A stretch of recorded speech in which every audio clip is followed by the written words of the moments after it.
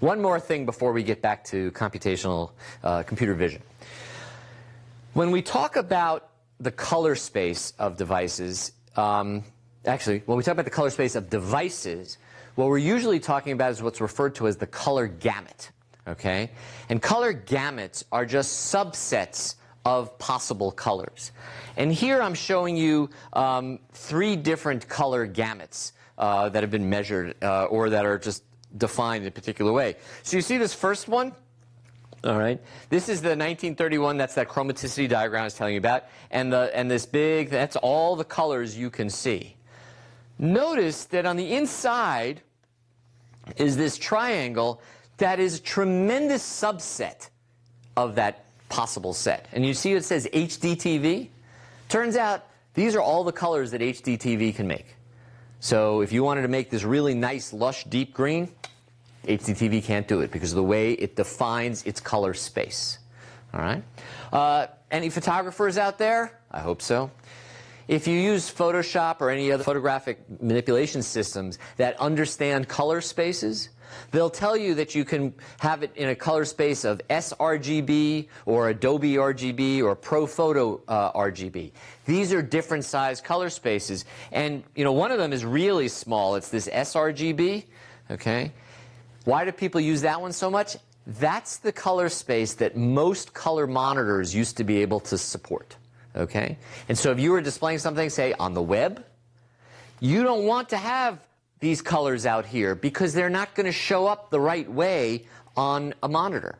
So when you try to do color balancing, sometimes you have to map colors that are distributed out throughout all of color space onto a smaller color space. That's particularly true when you print things. Here is some gamut comparisons of, again, the big one is all of human vision. The white one is this Adobe RGB we were talking about. Notice the green one. The green one, it says Epson 2200 Premium Luster. That's the color gamut of one particular printer on one particular paper. Okay? That's the set of colors that that printer can make. So if you have a color out here, it won't work very well. Likewise down there. I learned this the hard way when I first got into digital photography. My daughter, who at the time was about 11 years old, was wearing this really kind of dark blue, shiny, royal blue dress. And I printed it on an HP printer, not a great printer, but not a terrible printer, and it was purple. And what was annoying to me to begin with is the color of a bunch of other things were perfect. So why, because I understood color balance, maybe I had a wrong color balance. No, my son's gray thing was nice and gray, it didn't shift blue or red, but her blue thing was looking purple. The reason is that it was outside the color gamut of the printer. All right? And I've subsequently paid a lot of money to get a much better printer. Let's go back and talk about pixels. By the way, everybody know what pixel stands for? Pixel stands for picture element. If you talked to a television engineer 30 years ago, 40 years ago, he talked about pels. Computer people called them pixels, television people called them pels. A little bit of information.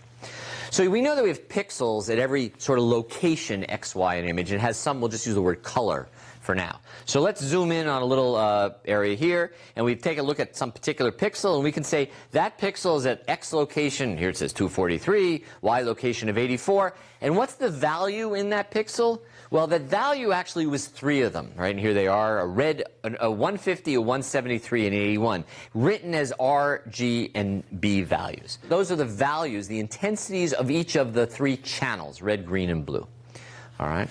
So the color here are vectors. Remember we talked about them as being a vector image, right? So at every location we get a different vector. By the way, you see over here on this white pixel, it says 254, 255, 251. This is obviously an 8-bit image that goes from 0 to 255. If this was a floating point number that we let go from 0 to 1, a floating point image, then that would be, 0.98, 0.99, or 1.0 and 0.97 or something like that. All right? So those 3 values together give you the perceived color. When you're displaying an image, what you're really doing is you're plotting at different locations on the screen a vector by essentially turning on a red light, a green light, and a blue light. You're essentially doing a plot of those colors, but when you look at it, it looks like a picture. All right? What would happen if instead of plotting them in XY, you plotted them in RGB space? Okay, so you're going to make them be the same color as before, but you're going to put them down in a three-dimensional space, not according to x, y, but according to what their R, G, and B value is. Well, so here I have that same little picture, and I pull out the first pixel, and you can see here that red is 152, green 50, blue 40. So that's what's down here, and this is in this three-dimensional space. All right. Here's another point closer to white, so it's all the way up in the corner. And finally, here's a third point. All right, so these are plotting these pixels in the RGB space. So we go from image space to color space. So let's take those fruit pixels and plot them all in RGB space. What would that look like? Well, it would look like this, and this is sort of a kind of an elegant three-dimensional plot of that. And what you can notice right away is that the pixels are sort of grouped, right? These kind of reddish pixels presumably have something to do with the apples. You know, what are these whitish pixels? Well, they're going to be the background. And here are these yellowish pixels, probably have to do with the oranges. And you start to think about, you know, we might be able to use your location and color space to try to segment out the different parts of the image. So here's another ARPAN quick quiz. What does that view, I'll go back to that view, that color space view, let us do? Okay, and here, so one is, think about clusters of pixels that are similar in color. Understand the shape and size of objects present. Identify pixels that are different and separate them. Count how many pixels of each color there are. All right, so what do you think it is? Let's just do a few of these things, all right? Clearly, this lets us think about clusters of pixels that are similar in color because we get clusters of pixels that are similar in color. Yeah, but why is that useful? Well, one might believe that pixels that are similar in color are ones that are supposed to somehow be treated as a unit and pull them apart. It certainly doesn't let us understand the shape of objects. Size, not so much, because you could think of sort of the number of pixels, but that would only work if an object was constant color. Identify pixels that are different, well, maybe kind of, etc., and separate them. So we'll give that a partial credit. Count how many pixels of each color there are. Well, what do you mean each color? Color's not like, you know, are these all red? I don't know. It's better. Remember, the idea is that color is going to be a categorical thing that's operating in psychological space, right? All this lets us do is think about clusters where it says similar in color, so we're going to have some notion of a distance. Suppose our goal was to pull out the reddish pixels. So here's one example, all right? So let's suppose we filter this, and we say we're going to pull out all the pixels where the red value can be anything at all, the green has to be low, and the blue has to be low. What do you get? All right? Well, you'll see that you get a bunch of stuff. Well, like, look, here's a green value that's dark green, which is perfectly reasonable because it might not have very much red at all, but it has got, you know, a certain amount of green. Suppose, well, I want it to be even more red. Okay, so you might say, well, let me require that the green and the blue be even more, be lower. You know, you start to see that you've lost, first of all, you've got these edges here, these pixels on the thing, and you've lost some of the red pixels that you wanted in the apple. And basically, it's kind of hard if you're building, these are essentially box filters, right? There are a certain range in red, certain range in green, certain range in blue. And it would be hard to build a box filter that pulled out all your red apples. And the reason for this, and we've seen this before, is that here we're plotting three different shades of this, three different intensities of sort of the same green. In the RGB space, right, so in a nice sort of green in the middle, we get this nice separation between these values. But as things get darker, they get closer, and as they get brighter, they get closer. Why is it as they get darker, they get closer, and as they get brighter, they get closer? Remember that cube, right? So as I get closer to white, right, I'd have no choice but to sort of get closer in RGB space. And as I get closer to black, I have no choice but to get closer. So to try to do this separation in RGB space is kind of difficult. So how might we think about creating some channels that make it easier to separate these things? Well, we already saw this from our previous conversation. Let's separate out the intensity from the color, okay? So the first thing we're going to do is we're going to define intensity Y as some combination of R, G, and B. Okay, and so that gives you this nice picture here. And those of you that are old enough to remember black and white television, you start to be thinking, oh, wait a minute, this is like an image that just reflects the overall intensity of what's there. And that would be correct, all right? And in fact, a luminance function, which is what this is called, is just a linear weight of the red, green, and blue pixels. Here are our weights of red, green, and blue. And by combining them together, I get a single value y for luminance. Remember, y stands for luminance for reasons that are because it's the middle of x, y, z. That's why. All right. So now I need the two other values, right? I mean, I could just keep the R and G and then try to reconstruct them. But instead, what they do is they compute a different color space. Then this is called the YUV color space. And here's a computation that takes the B values, the Y values, and creates a new value called U and V.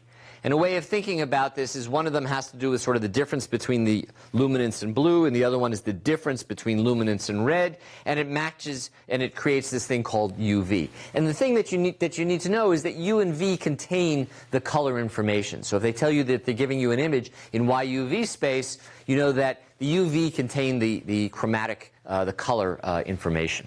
And by the way, in this YUV mapping, there's a maximum and minimum that U and V can get mapped to, and that's why it's called Umax and Vmax. And we assume that RGB range from 0 to 1. Okay, if it goes from 0 to 255, you just scale the whole thing. All right, when you create that, you can actually make 3 images, right? You can make a Y image, a U image, and a V image. And that would look like this, all right? So the Y image is exactly what you're used to seeing in your black and white television. But your U image and your V image, those contain the color elements. Now you might ask, well, why aren't they in color? Why aren't they in color? Because each one of them is a single channel. Okay? Right? So that's the U. So the brighter it is, the higher U. The lower it is, the less U. Same thing with V. We now know how to get from RGB to YUV. So you can actually do some cool things with that. All right? Let's plot the pixels that we were looking at before instead of RGB space into YUV space, okay? Well, here you see a YUV distribution, all right? And looking at it just like this, it's not clear yet that we've bought a lot of improvement, but suppose we ignored the Y value, right? We just projected everything down onto the UV plane. What would this distribution look like? Well, it would look like this, okay? And suddenly, it's a lot easier to see how you would separate out the different pixels of different colors. In fact, we can try filtering on just this UV dimension. So let's suppose we wanted to pull out the red regions of the image and leave in, remember, we've projected down all of the luminance, so Y can be anywhere from 0 to 255. What red values, what UV values would we look for? Well, let's see. I don't know. We probably want, something that's like here and maybe something that's kind of like that. So I did like for U from 130 to 200, and for V I said about 100 to 130. We can just filter the image, right? So we filter the image, ta-da, yuck. All right? The first thing that happens is you realize you've got all of these white pixels. Why is that? Well, because they didn't have a huge amount of V, but they still had a reasonable amount of that Y. All right? So how would you filter out these bright pixels? Well, duh. You would just reduce the requirement on the luminance. We're not going to allow all of the Y pixels anymore. Instead, we'll filter, we might say, well, we're going to allow the luminance of just, I don't know, 0 to 150, let's say. And so that would eliminate, so here we are on the same, right? So that would capture all of these pixels, all right? So now, if we use that, right, we include the Y value of 0 to 150, we get a much better selection of the red pixels. And this is just to show you comparison that it's just easier to do this in the YUV space than the RGB space. The only reason this is easier is because we're using boxes, right? Because there's a linear combination of RGB that'll give you almost purely to give you YUV. If you could orient your boxes, they would end up being the same filter, but if you're trying to limit the boxes, they would be straightforward. So why would you use YUV? Well, okay, it's easier to cluster pixels, but you know what? That's not that important because I could just rotate those filter boxes. There's a much deeper reason, and that actually comes from the part that I showed you earlier.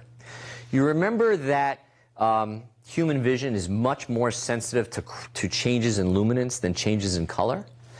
What that means is that you could actually subsample the color, have fewer pixels, if you will,